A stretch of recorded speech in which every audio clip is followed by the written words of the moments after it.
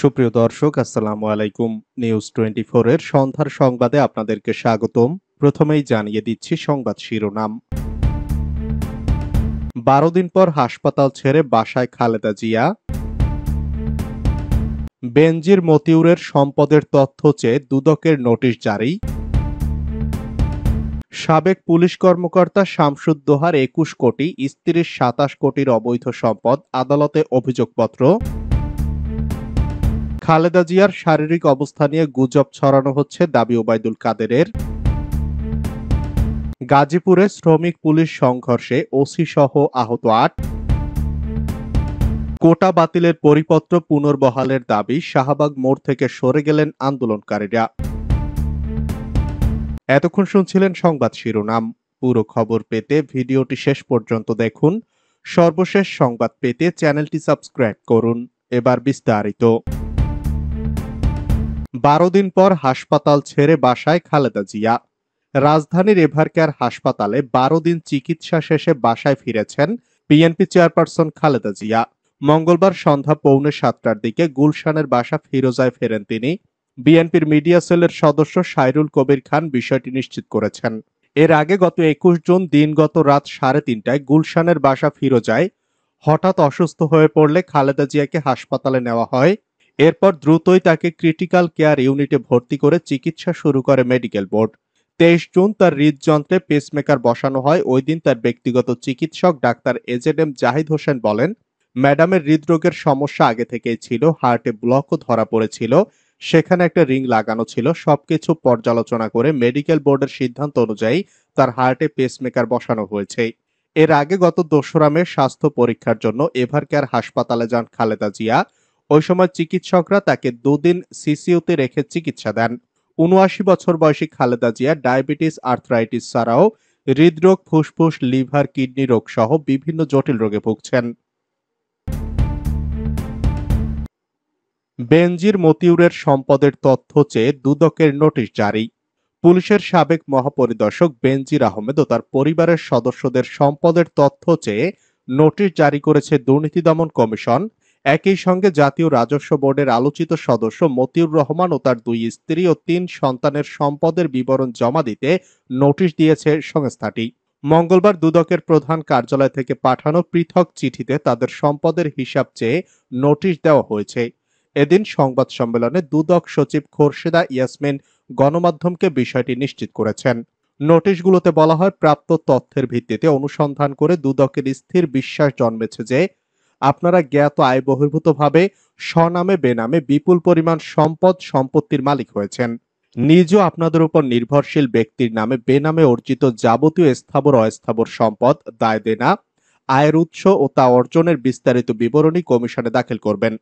এ আদেশ পাওয়ার 21 কার্য দিবসের মধ্যে নির্ধারিত ছকে সম্পদ বিবরণী দাখিলে ব্যর্থ হলে কিংবা মিথ্যা সম্পদ বিবরণী দাখিল করলে দুর্নীতি দমন কমিশন আইন 2004-এর 5(2) ধারা অনুযায়ী ব্যবস্থা নেওয়া হবে বলে নোটিশে উল্লেখ করা হয়েছে। এর আগে গত 30 জুন দুদকের প্রধান কার্যালয় থেকে পাঠানো চিঠিতে মতিউর রহমান তার স্ত্রী ও সন্তানদের নাম উল্লেখ করে ঢাকা, নরসিংদী ও মুলাদি সাব রেজিস্ট্রার অফিস ও ভূমি office, RAJUK, joint stock company সহ বিভিন্ন দপ্তরে পৃথক পৃথক চিঠি দেওয়া হয়। সাবেক পুলিশ কর্মকর্তা শামসুদ্দোহার 21 কোটি, স্ত্রীর 27 কোটির অবৈধ সম্পদ, আদালতে অভিযোগপত্র। জ্ঞাত আয় বহির্ভূত সম্পদ অর্জনের মামলায় পুলিশের সাবেক অতিরিক্ত মহাপরিদর্শক শামসুদ্দোহা খন্দকার ও তার স্ত্রী ফেরদৌসী সুলতানা খন্দকারের বিরুদ্ধে আদালতে অভিযোগপত্র জমা দিয়েছে দুর্নীতি দমন কমিশন। ঢাকা মহানগর বিশেষ জজ আদালতে আজ মঙ্গলবার এই অভিযোগপত্র জমা দেওয়া হয়েছে। আদালত সূত্র বলেছে, তারা দুজনেই জামিনে আছেন।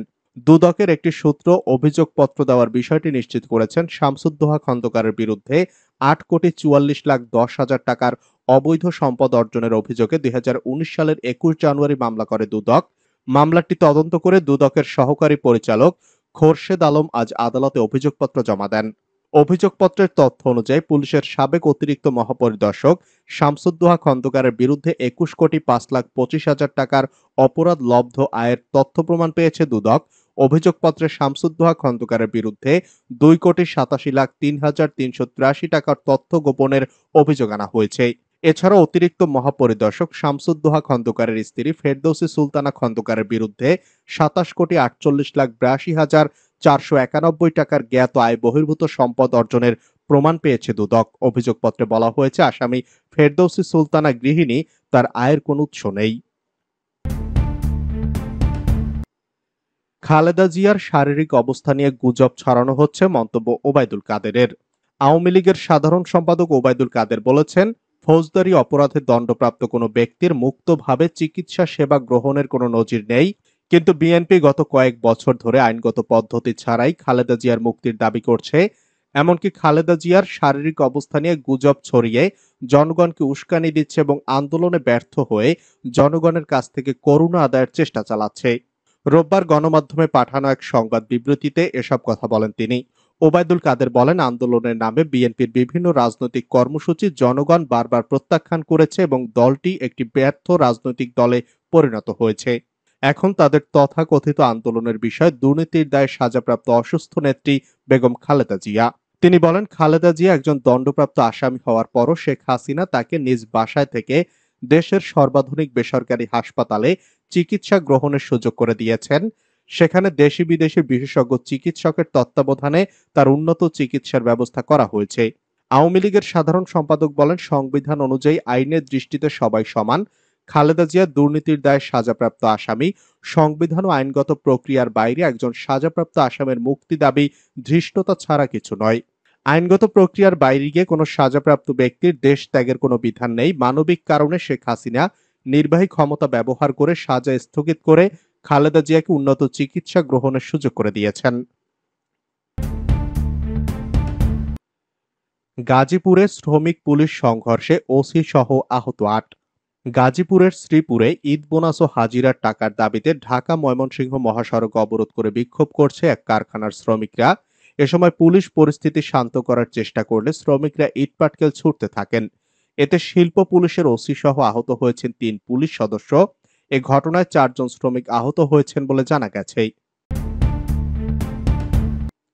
শুধু বক্তৃতায় খালেদা জিয়ার মুক্তি মিলবে না, মন্তব্য গয়েশ্বর চন্দ্র রায়ের। যুদ্ধ করেই দেশ স্বাধীন করতে হয়েছে, তাই শুধু বক্তৃতায় বেগম খালেদা জিয়ার মুক্তি মিলবে না বলে মন্তব্য করেছেন বিএনপির স্থায়ী কমিটির সদস্য গয়েশ্বর চন্দ্র রায়। বিএনপির চেয়ারপারসন খালেদা জিয়ার মুক্তির দাবিতে শনিবার রাজধানীর নয়াপল্টনে আয়োজিত সমাবেশে তিনি কথা বলেন। বেলা 2:45টার দিকে সমাবেশ শুরু হয়। বিশেষ অতিথির বক্তব্যে গয়েশ্বর চন্দ্র রায় বলেন, বিগত 7টি বছর খালেদা জিয়া মঞ্চে আসেন না, জনগণ তার কণ্ঠ শুনতে পায় না। সরকার নির্বাহী আদেশে তার সাজা স্থগিত করেছে। তিনি এখনো বন্দী। তিনি উপযুক্ত চিকিৎসা পান না, জামিন পান না, অথচ মৃত্যুদণ্ডপ্রাপ্ত আসামিরা জামিন পান। বিএনপির এই নেতা বলেন, যে মামলায় বেগম খালেদা জিয়াকে সাজা দেওয়া হয়েছে সে মামলায় একদিনের জন্য তাকে কারাদণ্ড দেওয়ার কোনো কারণ নেই। শেখ হাসিনাকে খুশি করার জন্যই এই রায়, আর যারা ক্ষমতায় আনে তাদের সন্তুষ্টির জন্যই এই রায়। খালেদা জিয়াকে মুক্ত করতে না পারলে বাংলাদেশের অস্তিত্ব মুছে যাবে বলেও মন্তব্য করেন গয়েশ্বর চন্দ্র রায়। তিনি বলেন, যেসব চুক্তি ভারতের সঙ্গে করেছে প্রতিটি চুক্তি বাংলাদেশকে ধ্বংস করার জন্য। আমরা ভারত বিরোধী নই, আমরা আমাদের দেশের স্বাধীনতা গণতন্ত্রের পক্ষে উল্লেখ করে গয়েশ্বর চন্দ্র রায় বলেন, যারা আওয়ামী লীগকে বারবার ক্ষমতায় রাখছে তারা বাংলাদেশকে তাদের কলোনি বানাতে চায়। তিনি বলেন, আমরা বন্ধুত্ব চাই কিন্তু প্রভুত্ব চাই না। আমরা চাই না বন্ধুত্বের নামে আমার দেশের স্বার্থ ক্ষুণ্ণ হোক। এটাই বিএনপির দোষ, এটাই তো খালেদা জিয়ার দোষ। খালেদা জিয়াকে মুক্তি না দিলে পরিণতি হবে ভয়াবহ। বিএনপি চেয়ারপারসন বেগম খালেদা জিয়াকে মুক্তি না দিলে সরকারের জন্য ভয়াবহ পরিণতি অপেক্ষা করছে বলে হুঁশিয়ারি উচ্চারণ করেছেন দলটির মহাসচিব মির্জা ফখরুল ইসলাম আলমগীর। শনিবার রাজধানীর নয়াপল্টনে দলের কেন্দ্রীয় কার্যালয়ের সামনে বিএনপির উদ্যোগে দলের চেয়ারপারসন বেগম খালেদা জিয়ার নিঃশর্ত মুক্তির দাবিতে সমাবেশে তিনি এ হুঁশিয়ারি উচ্চারণ করেন। বিকাল 2:45টায় পবিত্র কোরআন তেলাওয়াতের মধ্য দিয়ে সমাবেশ শুরু হয়। এই সমাবেশের জন্য দলের কেন্দ্রীয় কার্যালয়ের সামনে অস্থায়ী মঞ্চ তৈরি করা হয়। মির্জা ফখরুল বলেন, বিএনপি চেয়ারপারসন বেগম খালেদা জিয়া ছাড়া গণতন্ত্র কল্পনা করা যায় না। তাকে অন্যায়ভাবে 6 বছর কারাগারে বন্দী অবস্থায় রাখা হয়েছে। তাকে মুক্ত না করলে সরকারের জন্য ভয়াবহ পরিণতি অপেক্ষা করছে। নেতাকর্মীদের উদ্দেশ্যে তিনি বলেন, ভয়ে মরা নয়, সাহস করে লড়াই করুন। পরিবর্তন করতে হলে তরুণ যুবকদের এগিয়ে আসতে হবে। আওয়ামী লীগ দখলদার সরকার, তারা দেশকে ও দেশের রাজনৈতিক কাঠামো ধ্বংস করেছে। দেশের গণতন্ত্র স্বাধীনতাকে ধ্বংস করছে, কঠোর আন্দোলন গড়ে তুলতে হবে। ফখরুল বলেন, আজকে খেটে খাওয়া শ্রমিকরা চাল ডাল তেল কিনতে হিমশিম খাচ্ছেন, কেউ চিকিৎসা পায় না, লুট করে বিদেশে টাকা পাচার করেছেন, সেনাবাহিনীর সাবেক প্রধান লুটের সঙ্গে জড়িত, আমরা চিন্তা করতে পারি না। তিনি দেশের গণতন্ত্র ধ্বংসের সঙ্গে জড়িত, আজকে পুলিশের সাবেক প্রধান দুর্নীতির সঙ্গে জড়িত, এনবিআর এর কর্মকর্তা জড়িত, এমন আরো অনেকেই আছে, কিন্তু রাঘব বোয়ালদের ধরা হয় না। সমাবেশে সভাপতিত্ব করেন বিএনপির স্থায়ী কমিটির সদস্য মির্জা আব্বাস। এতে বিএনপির কেন্দ্রীয় নেতৃবৃন্দ উপস্থিত ছিলেন।